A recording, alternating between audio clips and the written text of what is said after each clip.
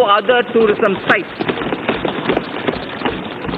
The iconic tourism sites would enhance visitor experience, which would lead to increased visits of both domestic and international tourists at these destinations.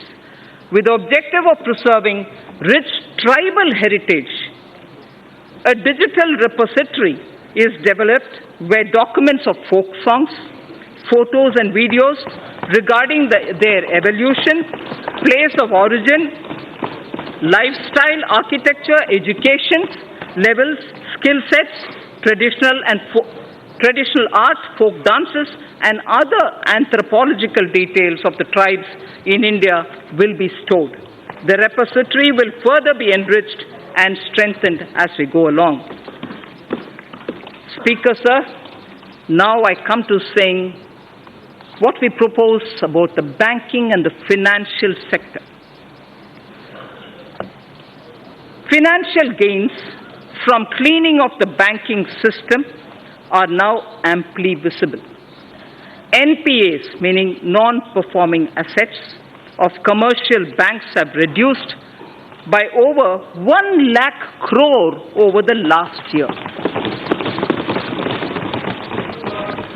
Record recovery of over 4 lakh crore due to IBC and other measures has been effected in the last 4 years.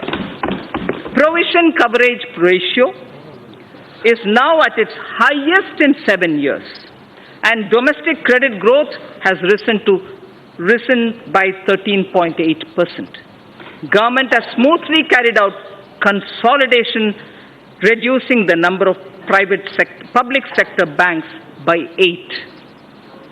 Government has smoothly carried out consolidation, reducing the number of public sector banks by 8.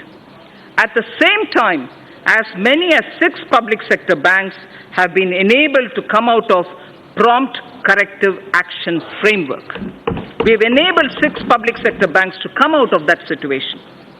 Having addressed the legacy issues, public sector banks are now proposed to be further provided 70,000 crores of rupees capital to boost credit for a strong impetus to the economy. 70,000 crores of rupees will be provided in order that capital will be boosted so that credit can be improved. To further improve ease of living, they will leverage technology, offering online personal loans, doorstep banking, and enabling customers of one public sector bank to access services across all public sector banks and so on.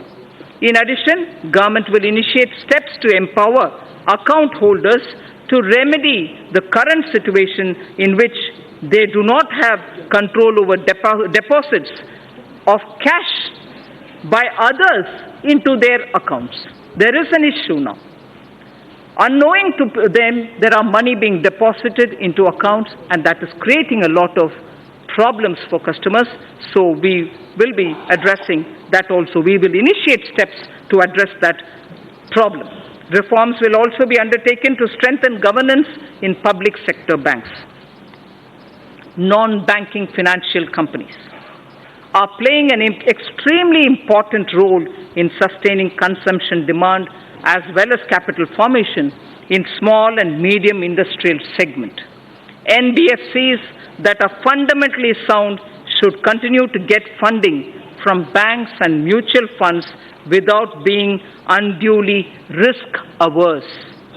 For purchase of high-rated pooled assets of financially sound NBFCs amounting to a total of 1 lakh crore rupees during the current financial year, government will provide one-time 6-month partial credit guarantee to public sector banks for the first loss of up to 10%.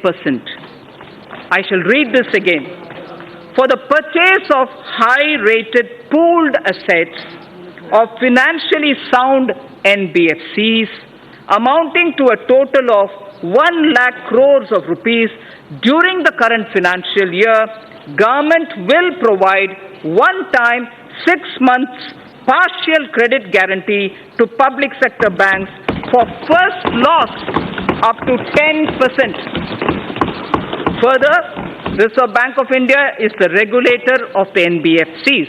However, RBI has limited regulatory authority over NBFCs. Appropriate proposals for strengthening the regulatory authority of RBI over NBFCs are being placed in the Finance Bill. NBFCs which do public placement of debt have to maintain a debenture redemption reserve. And in addition, a special reserve as required by RBI has also to be maintained. To allow NBFCs to raise funds in public issues, the requirement of creating a DRR, that is a debenture redemption reserve, which is currently applicable for only public issues as